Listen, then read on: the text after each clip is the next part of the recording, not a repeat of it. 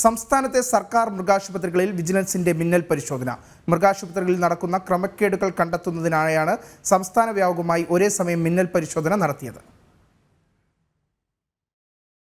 ഒട്ടുമിക്ക സർക്കാർ മൃഗാശുപത്രികളിലും മൃഗഡോക്ടർമാർ കൂടിയ വിലയ്ക്ക് മരുന്ന് വിൽക്കുന്നുവെന്ന പരാതിയുണ്ട്. ഇത്തരം പരാതികൾ കണ്ടെത്താൻ ഓപ്പറേഷൻ വെറ്റ് സ്കാൻ എന്ന പേരിലാണ് തെരഞ്ഞെടുത്ത മൃഗാശുപത്രികളിൽ സംസ്ഥാന വ്യാപകമായി ഒരേ സമയം മിന്നൽ പരിശോധന ഒരുക്കിയത്.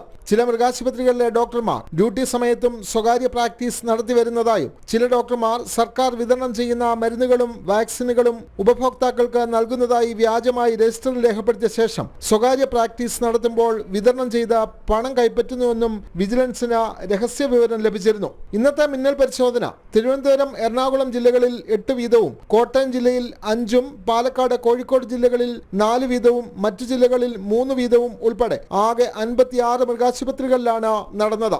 Vigilance director TK. Vinod Kumar നൽകിയ ഉത്തരവ് പ്രകാരം വിജിലൻസ് ഐ.ജി. ഹർഷിത അത്തല്ലൂരി പരിശോധനകൾക്ക് മേൽനോട്ടം നൽകി. സംസ്ഥാനതല മിന്നൽ പരിശോധനയ്ക്ക് പോലീസ് സൂപ്രണ്ട് E.S. ബിജുമോനും നേതൃത്വമേകി. പൊതുജനങ്ങളുടെ ശ്രദ്ധയിൽ അഴിമതി സംബന്ധിച്ച വിവരങ്ങൾ ലഭിച്ചാൽ ടോൾ ഫ്രീ നമ്പറായ 1064 എന്ന നമ്പറിൽ വിവരങ്ങൾ കൈമാറാമെന്ന് വിജിലൻസ് ഡയറക്ടർ അറിയിച്ചു. ജനം, തിരുവനന്തപുരം.